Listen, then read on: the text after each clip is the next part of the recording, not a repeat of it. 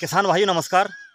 आज की वीडियो में हम बात करेंगे नींबू में लगने वाले प्रमुख रोग कैंकर के बारे में, जिसको अधिकतर किसान स्थानीय भाषा में हमारे पूरे उत्तर भारत में खजेला नींबू या खाज के नाम से जानते हैं, जो बहुत ही हानिकारक रोग है, जिसके प्रकोप के कारण किसानों को बहुत ही अधिक मात्रा में आर्थिक नुकसान इसमें उठाना पड़ता है। जहां बिल्कुल साफ़ सुथरे नींबू की कीमत काफ़ी ऊंची रहती है, उसी समय ये खजेला नींबू जो होता है, कैंकर से ग्रस्त नींबू जो होता है, उस समय इसकी मार्केट की कीमत साफ़ सुथरे नींबू से लगभग आधी रहती है। तो 50% नुकसान किसान को आमतौर पर खजेला नींबू होने की वजह से अथवा नींबू का कैंकर होने की वजह से उठाना पड़ता है। तो किसान भाइयों, आज की वीडियो में हम बात करेंगे और इसका पूरा विश्लेषण करेंगे कि आखिर क्या कारण है कि नींबू में कैंकर का प्रकोप होता है, नींबू खजेला होता है, और उसके निवारण के उपाय। आखिर हम ऐसा उसमें कौन सा उपाय करें जिससे हमारा नींबू साफ़ सुथरा हो और हमें उसकी मार्केट प्राइस काफ़ी अच्छे मिले।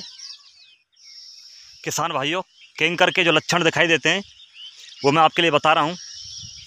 इस प्रकार आप इसको पहचान सकते हैं। नींबू के पत्तों पर ये भूरे धब्बे जैसे और जंग जैसा निशान इन पर दिखाई देता है। ये देखिए, इस पत्ती में आप देख सकते हैं। इसका सबसे पहला प्रकोप पत्तियों पर ही देखा जाता है। इस पौधे में आप देख सकते हैं, मैं आपको दिखा रहा हूँ कई पत्तियों पर। ये देखिए, ये शुरुआती तौर पर लक्षण दिखाई दे रहे हैं, कैंकर के ही लक्षण हैं। ये देखिए,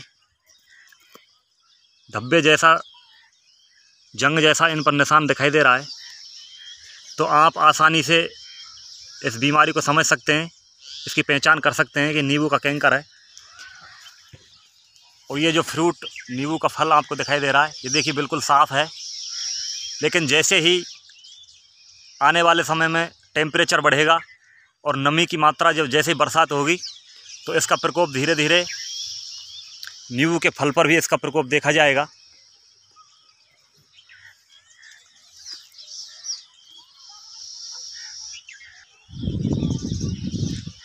किसान भाइयों, ये जो बीमारी है ये बैक्टीरिया के द्वारा उत्पन्न होती है, और बैक्टीरिया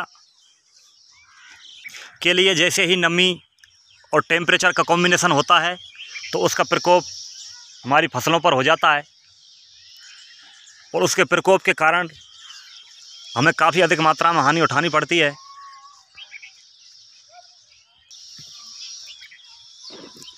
ये देखिए किसान भाइयों, ये शुरुआती लक्षण आपको मैं बता रहा हूँ, ये पत्तियों पर दिखाई दे रहे हैं। तो मैं समझता हूँ कि आपके लिए मैंने ये इतना बताया, इतना ही आप समझ गए होंगे, क्योंकि आप नींबू की बागवानी करते हैं और आमतौर पर नींबू में ये प्रकोप देखा जाता है।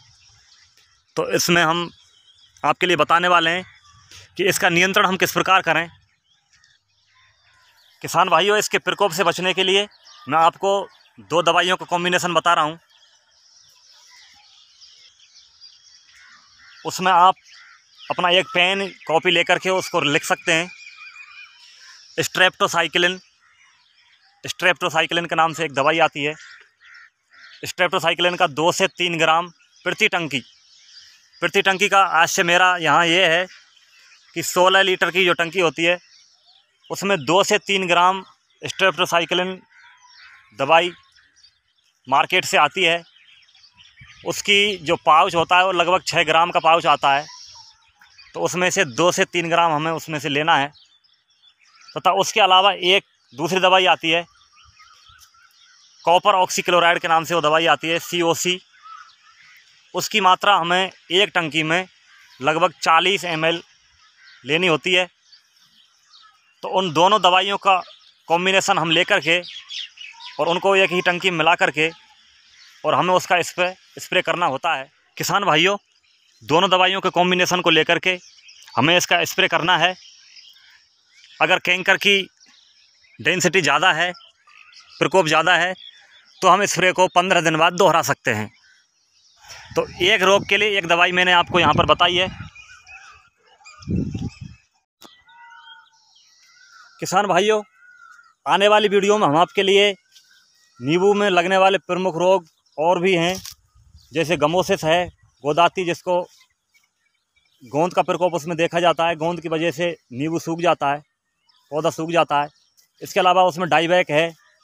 तो प्रत्येक रोग की अलग अलग वीडियो हम आपके लिए बताएंगे और प्रत्येक रोग की प्रत्येक एक रामबाण दवा हम आपके लिए उस वीडियो में बताएंगे। आप हमारे चैनल से जुड़े रहें,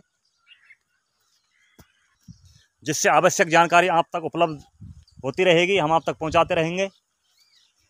किसी अगली वीडियो में आपसे फिर मुलाकात करेंगे। तब तक के लिए जय श्री राम, जय श्री कृष्णा।